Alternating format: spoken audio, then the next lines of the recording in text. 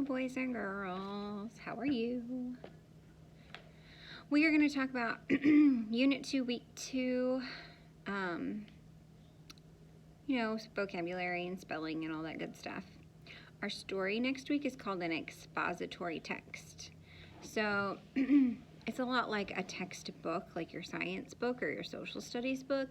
It has facts and headings and graphs and all the things that you would use to find information out about something, maybe diagrams and different things like that.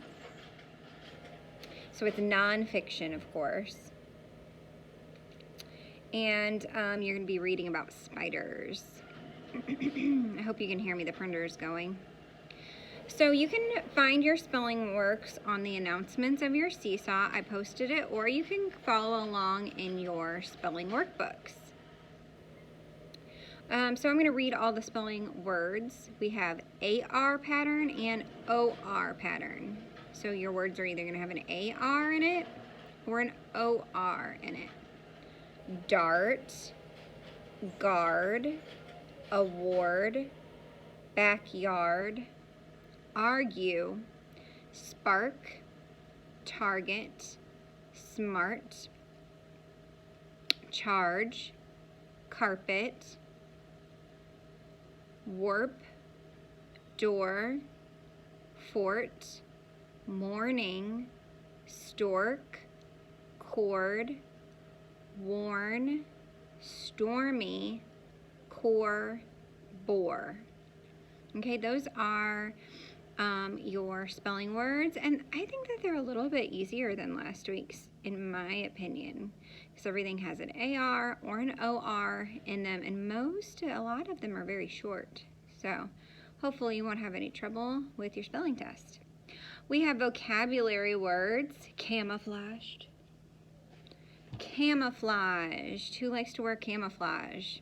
I know Cooper and I do. Camouflage, the snake's brown and green stripes made it camouflaged in the leaves. Camouflaged, hide by blending into its surroundings. I think of snakes, I think of lizards, I think of like the military uniform. All of those are designed to be camouflaged so you don't stick out while you're out in nature. You want to look like your surroundings. Dribbles.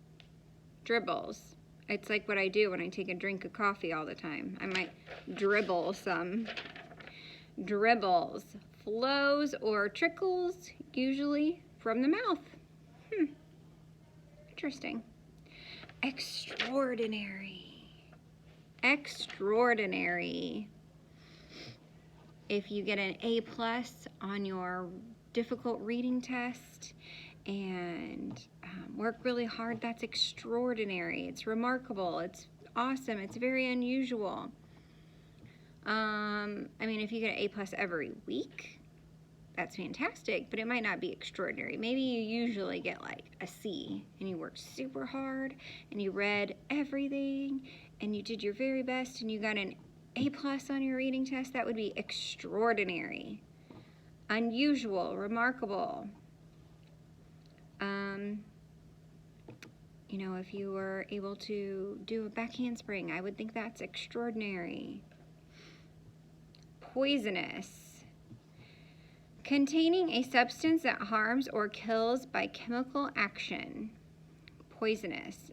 Oftentimes, like our cleaning supplies, if you get that in your mouth, that could be poisonous. Snakes can be poisonous. Certain fish can be poisonous. So it's something that if it gets on you or it gets injected into you, then it could harm you. You could have a bad reaction to it. Pounce. I often see Peyton's cat pounce on him. Pounce. To leap suddenly and take hold of. Pounce. Makes me think of Tigger. The wonderful thing about Tiggers is Tigger's a wonderful thing. Their taps are made of the rubber.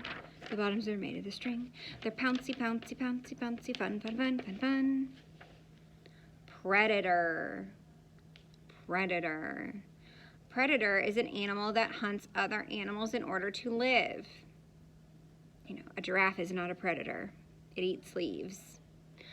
But a tiger is a predator. A shark is a predator.